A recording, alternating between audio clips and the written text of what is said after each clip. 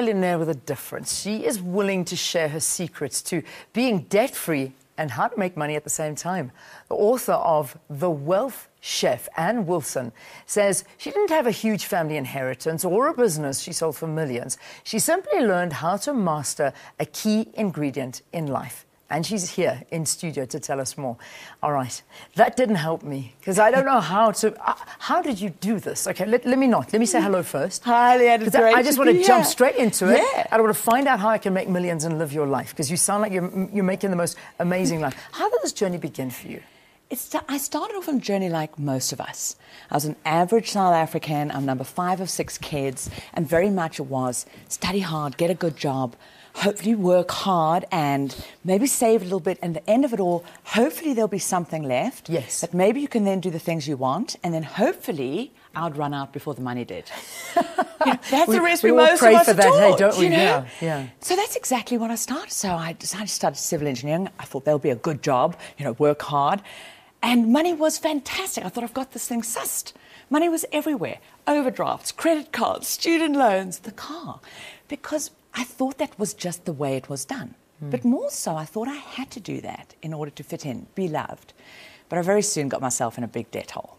Okay. And, my father died when I was quite young, and I'd watched my mum going through this vulnerability of having to suddenly handle the money stuff, hoping... With 5 children. And not knowing what to quite do, and really this anxiety. And I'd sworn that I never wanted to be that vulnerable. And I'd looked at other women getting divorced or widowed or just whatever happens in life and thought, no, I'm going to master this money stuff. But here I was in this big pile of debt, and this very vulnerability and anxiety that I wanted to avoid was there, and I was only in my 20s. Wow. And I thought, is this what being grown up is? Is this what you've got to put your dreams away, the travel and everything I wanted to do?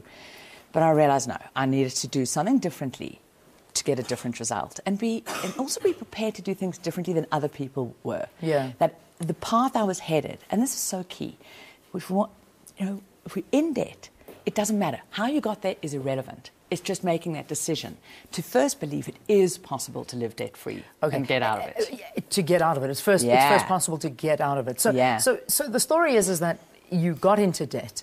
You lived a life like everybody else. You just wanted, to live this life. Get a car, get a home. You've got your job. You were married? Yeah. Well, I picked up the man on the way, yes. Yeah, you picked up and the he man was on better the way. at money than me, but no one told him he had to pay back his credit cards.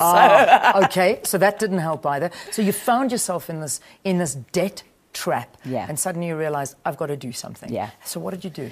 So that decision. And then realised like a rocket I needed to put fuel into this and change that trajectory. And then get really radical. First, I had to work out where I was. You've got to get the debt out the closet. Yeah. And actually go, okay, where am I?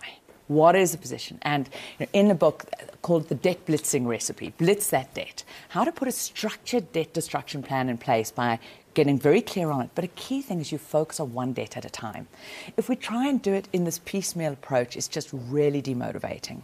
And interestingly, it's what I found worked, and with a lot of my clients, it's not the debt actually with the highest interest that you necessarily pay off first.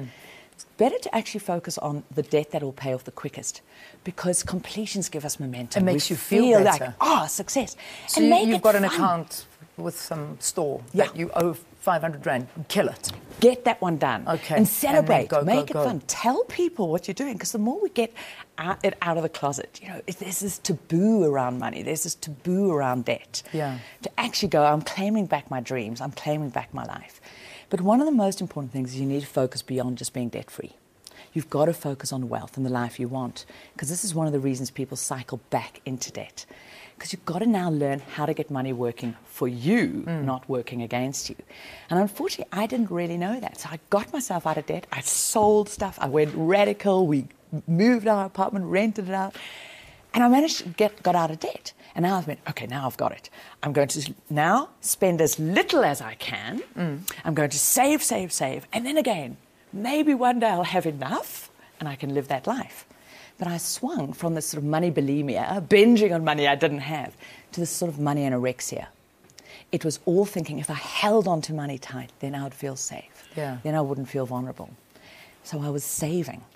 But all that happened was I made having money not fun.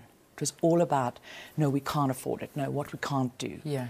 And so the only thing that could happen happened. It all blew up in a big, messy money drama. And I remember that Tuesday very distinctly, because it was a pretty awful day, as both my money and the marriage walked out the door.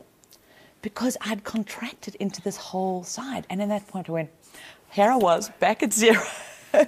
Realized, I haven't got this money thing sussed yet. Yeah. Okay, where's a place? And I thought, surely there must be a way to really live a great, juicy life. Have adventure, travel, do the things I wanted to do, but also grow this money, feel confident about it. And so I really started. I started with books.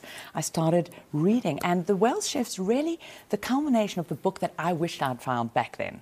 Because I'd pick up some investment books and they were like, oh my God, this is just so boring. And I couldn't understand it. And the languaging, it was just jargon. Yeah. Or others that would get me all excited, but wouldn't give me the how.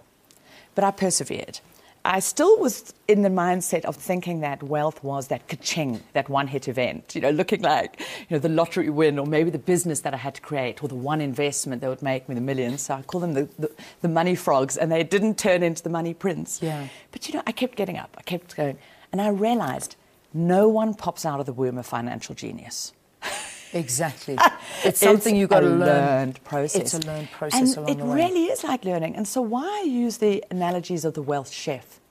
I realize that money is an ingredient. Yeah. It's a seed. But what we create with it is up to us, us as the chef.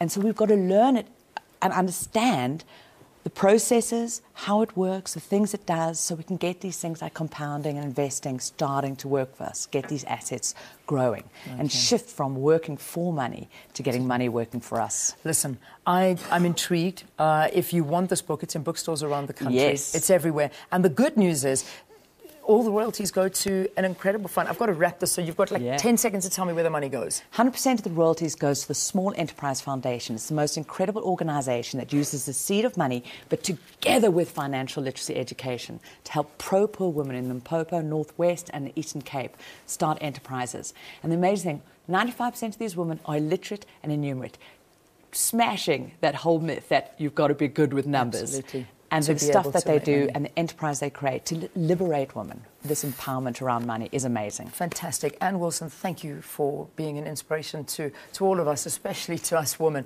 to know that we can do it. So The Wealth Chef, read the book. The tips are in here. Everything you need to know about this, and Anne's story, how she went from zero to becoming a financially free multi-millionaire in just 8 years. You want to read this, The Wealth Chef, in your bookstore.